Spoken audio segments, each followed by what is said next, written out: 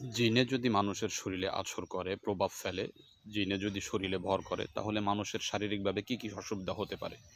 এই জিনের সমস্যাগুলি যদি মানুষের শরীরে চলমান থাকে, তাহলে ধীরে, ধীরে এই লোক শারীরিকভাবে অসুস্থতা হয়ে যায়। যেমন তার হাড্ডিগুলো দুর্বল হয়ে যায়, শারীরিকভাবে সে অনেকটাই দুর্বল হয়ে যায় এবং তার দাঁতগুলো ফ্যাকাশে হয়ে যেতে থাকে। এর জন্য যখন সে ডাক্তার দেখায়, ডাক্তারের ঔষধ সেবন করে সে কোনো ফায়দা পায় না।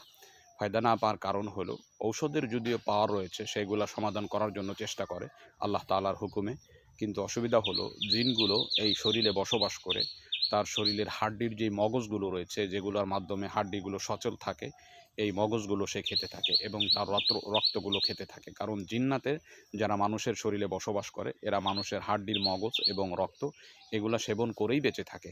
যার ফলে এই লোক ঔষধ খেয়েও কোনো ফায়দা পায় না। অতএব তার জন্য অতি দ্রুত নীতি হলো অতি দ্রুত চিকিৎসা করা।